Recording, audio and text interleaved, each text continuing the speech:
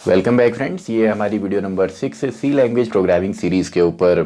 और इससे previous videos number 1 to 5 में हमने सी लैंग्वेज का बेसिक डिस्कस किया था, यानी कि सी लैंग्वेज में इनपुट कैसे लेते हैं, उसका बेसिक स्ट्रक्चर क्या है, ऑपरेटर्स को हमने डिस्कस किया।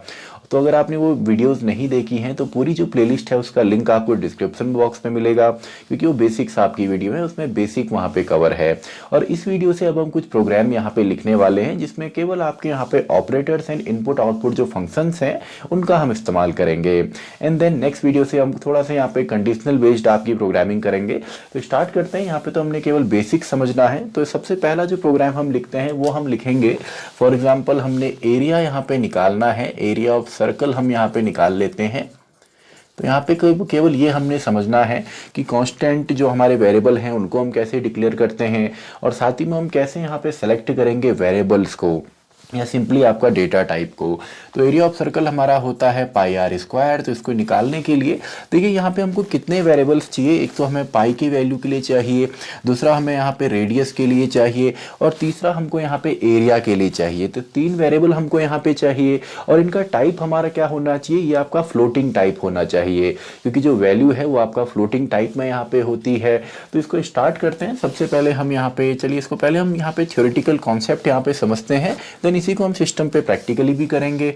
तो अभी तो फिलहाल हमको केवल इनपुट आउटपुट एंड यहाँ पे जो हमारे ऑपरेटर्स हैं उनका हमने इस्तेमाल करना है। तो has include standard input output header file यहाँ पे हम लगाते हैं। एंड देन हमारा इंट मेन, जो कि जहाँ से आपका मेन प्रोग्राम स्टार्ट होता है। तो अब देखिए यहाँ पे सिंपल है। सबसे पहले हमको यहाँ पे पाई की वैल्यू चाहिए। तो पाई की वैल्यू 3.14 हमें पता तो है, हम चाहें तो इसको डायरेक्टली भी यूज़ कर सकते हैं, लेकिन मान लीजिए इसको हम यहाँ पे फ्लोटिंग पॉइंट के अंदर ले लेते हैं। तो floating point pi equals to 3.14 हमने एक वेरिएबल यहाँ पे ले लिया। तो फ्लोटिंग टाइप है। अब देखिए हो सकता है कि एक्सीडेंटली कोई यहाँ पे अगर प्रोग्राम आपका ज़्यादा बड़ा होता है तो पाई की वैल्यू हो सकता है कोई चेंज कर दे। अगर हमारा प्रोग्राम काफ़ी लेंथी है और हमको एक वैल्यू यहाँ पे फिक्स रखनी है, तो हम यहाँ पे जो डेटा टाइप है इससे पहले हम यूज़ कर सकते हैं CONST यानी कि कॉन्स्टेंट को। जब हम ये कीवर्ड लिखते हैं तो इसकी मदद से क्या होता है, अब ये केवल आपका रीड ओनली यहाँ पे होता है, यानी कि अब इस डेटा टाइप को, सॉरी इस जो आपका वेरिएबल है इसकी वैल्यू को हम थ्रू आउट द प्रोग्राम अब चेंज नहीं कर सकते हैं। तो आई होप आपको कॉन्स्ट का यहाँ पे जो फायदा है वो आपको समझ में आया होगा, कैसे इसको हम अपने प्रोग्राम में यूज करते हैं। तो नेक्स्ट अब हम यहाँ पे ले लेते हैं, हमारा पाई की वैल्यू आ गई, रेडियस के लिए हम यहाँ पे ले लेते हैं। तो फ्लोट आर रेडियस हम इसमें ले लेंगे, एंड एरिया के लिए भी हम एक वेरिएबल यहाँ पे ले लेते हैं। तो हमारा सिंपल सा है। सबसे पहले हमने एक प्रिंट एफ स्टेटमेंट यहाँ पे लिखना है, और इसमें हम लिख देंगे एंटर रेडियस। रेडियस हम यहाँ पे यूज़र से पूछने वाले हैं। तो आई होप आपको याद होगा, स्कैनएफ फंक्शन से हम यहाँ पे रीड करते हैं। तो %f एंड m% या एड्रेस, किसी एड्रेस में हम वैल्यू को स्टोर करेंगे, एंड यहाँ पे हम लिख देते हैं आपका r। तो सिंपल सा है। तो एरिया हमारा यहाँ पे निकल जाएगा, एरिया इक्वस टू पाई की वैल्यू ऑलरेडी हम सेट कर चुके हैं, एंड r इंटू आर यानी कि r स्क्वायर। तो सिंपल सा है, आप इसको फिर प्रिंट कर दीजिए। तो इस तरीके के जितने भी क्वेश्चंस हैं जिसमें केवल फॉर्मूले आपके यूज़ होने वाले हैं एंड जिसमें ऑपरेटर्स यूज़ होने वाले हैं, तो आप सभी एरिया आप निकालिए, ट्राइंगल का या सर्कमफेरेंस निकाल सकते हैं, कोई भी चीज़ आप यहाँ पे निकाल सकते हैं। सिंपल सा है। तो इसको हम लिख देते हैं एरिया इज़, जो एरिया है वो है %f में ही आएगा, एंड यहाँ पे हम लिख देते हैं जो हमारा वेरिएबल है, तो एरिया हम यहाँ पे लिख देते हैं। आप चाहें तो डायरेक्टली यहीं पे भी कैलकुलेट कर सकते हैं। देखिए हम कभी भी नए वेरिएबल में तब हमको वैल्यूज डालनी चाहिए जब उस वेरिएबल का आगे हम यूज़ भी करने वाले हैं, वरना आप डायरेक्टली, अगर आपको डायरेक्टली यहाँ पे आंसर चाहिए तो डायरेक्टली भी आप यहाँ पे निकाल सकते हैं। तो रिटर्न 0, एंड फाइनली हम अपना ये क्लोज कर देते हैं। तो सिंपल सा है। आई होप इस तरीके से आप सभी प्रोग्राम यहाँ पे करेंगे, एंड आपको कॉन्स्ट का यहाँ पे जो काम है ये भी समझ में आया होगा। अब एक काफ़ी इंपॉर्टेंट प्रोग्राम है वो भी हम यहाँ पे देख लेते हैं, जो कि होता है स्वैपिंग का। स्वैपिंग यानी कि 2 नंबर की वैल्यू हमने स्वैप करनी है। फॉर एग्जांपल ए नाम का एक वेरिएबल है, इसमें 10 है एंड बी में आपका 20 है। अब हम चाहते हैं इनकी वैल्यू स्वैप हो जाए, तो ऑपरेटर्स की मदद से भी करेंगे और थर्ड वेरिएबल की मदद से भी हम करेंगे। तो स्टार्ट करते हैं। सबसे पहले, अब ये तो आपको ऑब्वियस सी बात है, ये आपको ऑलरेडी आ गया होगा कि हर एक प्रोग्राम में हमने ये चीज़ें इंक्लूड करनी है। आपकी header file, then int main and return, ये हमने करना है। अब अगर आप यहाँ पे चाहें, अगर आप कोई दूसरा यहाँ पे कंपाइलर यूज़ कर रहे हैं तो आपने देखा होगा आपने यहाँ पे वॉइड भी आप लिख सकते हैं एंड लास्ट में आप रोकने के लिए प्रोग्राम को getch का इस्तेमाल करते हैं, तो वो भी करेक्ट है। लेकिन मेन यहाँ पे जो बाय डिफ़ॉल्ट होता है वो इंटीजर होता है, तो हम इंट मेन एंड रिटर्न 0 यहाँ पे कर रहे हैं। अब देखिए स्वैपिंग के लिए हम सिंपल यहाँ पे क्या करते हैं, हम थर्ड वेरिएबल यहाँ पे यूज़ करेंगे। यानी कि मान लीजिए ए नाम का एक वेरिएबल है जिसमें 10 है एंड बी नाम का एक वेरिएबल है जिसमें 20 है। तो सिंपली हमने क्या करना है, हम एक सी नाम का वेरिएबल लेते हैं जिसमें हम सबसे पहले ए की वैल्यू असाइन करने वाले हैं, यानी कि ए की वैल्यू को हम यहाँ पे डाल देंगे। अब देखिए वैल्यू जाती नहीं है, केवल इसकी एक कॉपी वहाँ पे जाएगी, तो एक कॉपी हमने वहाँ पे भेज दी एंड देन जो बी में था इसको हम इसमें डाल देंगे जो ए है, यानी कि यहाँ पे हमारा 20 हो जाएगा, ओवरराइट हम करेंगे एंड फाइनली जो हमने सी में स्टोर किया है उसको हम बी में यहाँ पे डाल देंगे, तो यहाँ पे 10 आपका आ जाएगा।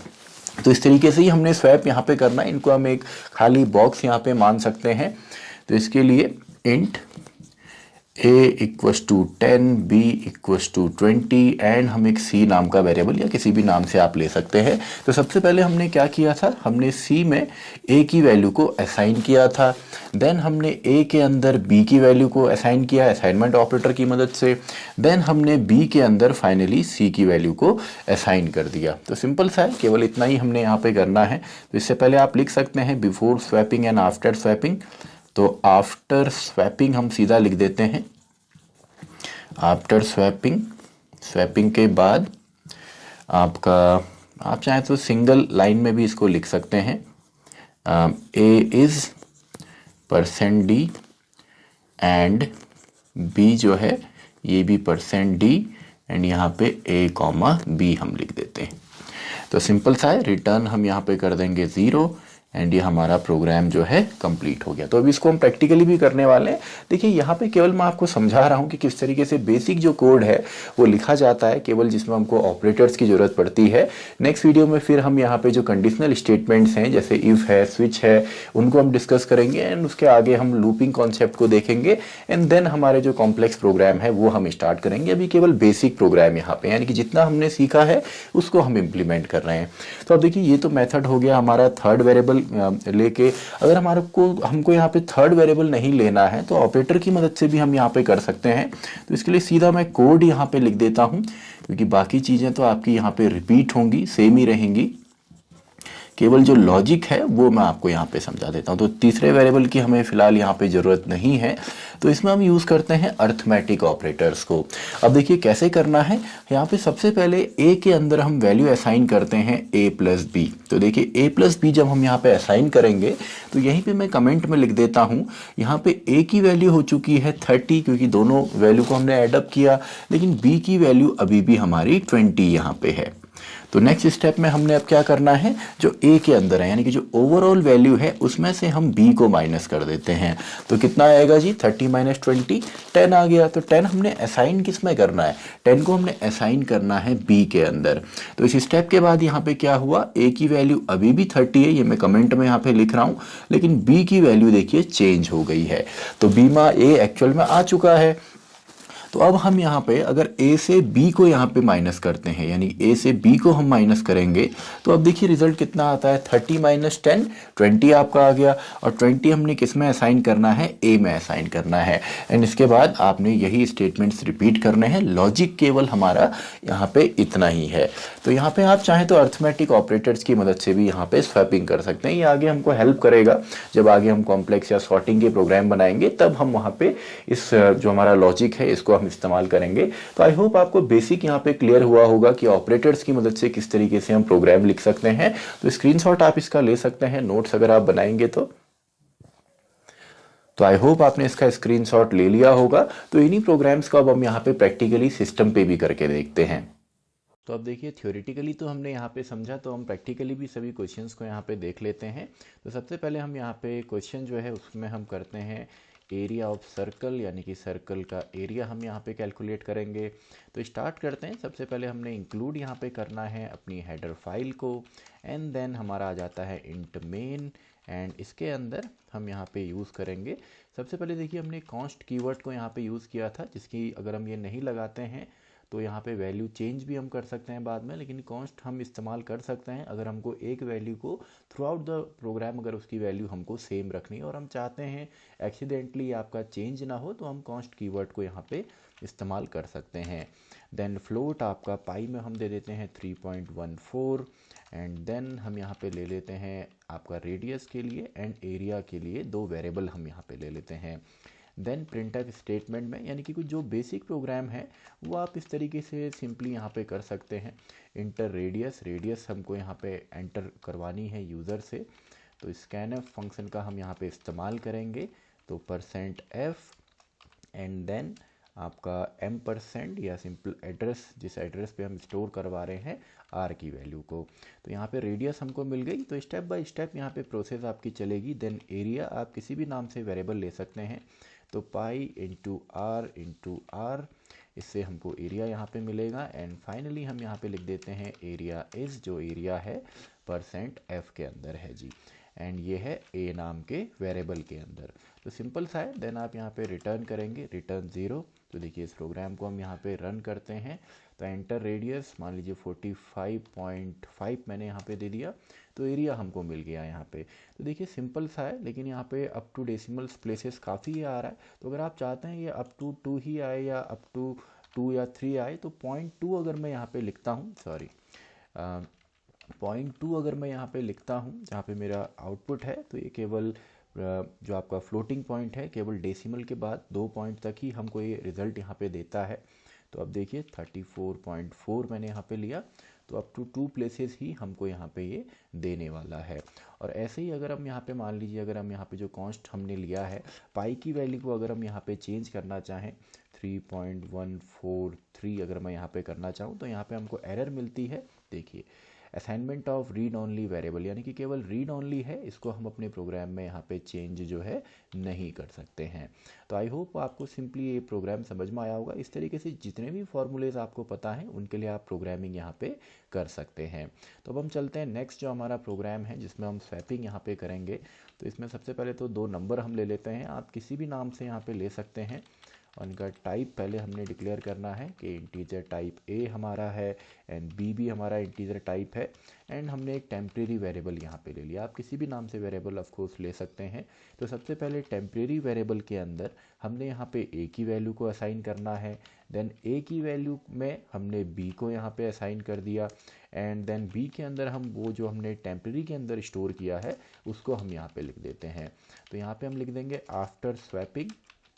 आफ्टर स्वैपिंग के बाद जो वैल्यूज़ हैं, तो यहाँ पे मैं लिख देता हूँ value of A is %d and B is %d।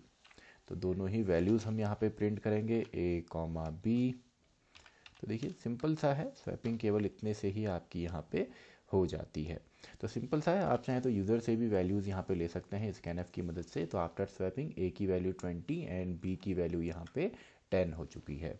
तो सिंपल सा है। और जो हमारा दूसरा मेथड यहाँ पे था जिसमें केवल हम यहाँ पे थर्ड वेरिएबल को इस्तेमाल नहीं करेंगे, इसके बदले हम यहाँ पे जो हमारे ऑपरेटर्स हैं उनको हम इस्तेमाल करते हैं।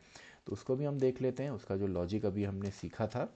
तो यहाँ पे हम क्या करेंगे, पहले हम दोनों को एडअप कर देते हैं a + b, एंड देन हमने b में असाइन किया था a - b को। तो लॉजिक ऑलरेडी आपको पता है। देन a में हमने अगेन a - b को यहाँ पे असाइन किया, क्योंकि यहाँ पे वैल्यू ऑलरेडी चेंज हो चुकी है। यानी कि यहाँ पे जो एक्चुअल में अब b है, जो ये वाला b है, ये एक्चुअल में अब a बन चुका है। यानी कि इसकी वैल्यू हम इस वाले स्टेटमेंट से ऑलरेडी हम चेंज कर चुके हैं। तो अगर हम टोटल में से, क्योंकि इसमें अभी भी टोटल है, और इसमें से अगर हम a को ही घटाते हैं या माइनस करते हैं तो हमें क्या मिलता है, b की वैल्यू मिलती है। और वो ही वैल्यू हमको असाइन करनी थी आपका a के अंदर। तो यहाँ पे अगर मैं आपके कमेंट, अगर आप स्क्रीनशॉट यहाँ पे लेना चाहें तो चलिए यहाँ पे मैं लिख देता हूँ a की वैल्यू स्टार्टिंग में यहाँ पे 30 हमारी हो गई थी, लेकिन b की वैल्यू अभी भी 20 हमारी है। एंड देन नेक्स्ट लाइन में a की वैल्यू हमारी यहाँ पे अभी भी 30 है, लेकिन b की वैल्यू स्वैप होके यहाँ पे आ चुकी है 20। एंड सॉरी, b की वैल्यू यहाँ पे 10 आएगी, क्योंकि b जो है उसमें 20 यहाँ पे है। एंड देन फाइनली जो a की वैल्यू है वो यहाँ पे चेंज होके आपकी बनने वाली है 20। एंड b की वैल्यू हम ऑलरेडी अब स्टेटमेंट में स्वैप कर चुके हैं, जिसकी वैल्यू 10 हमारी है। तो सिंपल सा है, चलिए इसको एग्जीक्यूट करके हम देख लेते हैं। तो ये देखिए यहाँ पे हमारा सेम रिजल्ट हमको मिला है। तो आप थर्ड वेरिएबल का इस्तेमाल भी कर सकते हैं, और आप चाहें तो यहाँ पे जो ऑपरेटर्स हैं, इनबिल्ट ऑपरेटर जो है अर्थमेटिक, इनका इस्तेमाल भी आप कर सकते हैं। तो आई होप बेसिक प्रोग्रामिंग तो आपको यहाँ पे आ जाएगी, जिसमें केवल आपके फॉर्मूलेज लग रहे हैं या एक टॉप डाउन अप्रोच है, आपने सिंपली वैल्यूज़ पुट करनी है। तो केवल आपने ये देखना होता है कि आप सही तरीके से यहाँ पे जो हमारे डेटा टाइप्स हैं उनको आप सेलेक्ट करें। तो आई होप आपको ये कॉन्सेप्ट समझ में आए होंगे। तो मैं मिलता हूँ आपसे नेक्स्ट वीडियो में, वीडियो नंबर 7, जहाँ पे हम देखेंगे आपका कंडीशनल स्टेटमेंट, मेनली आपका if statement and switch statement को।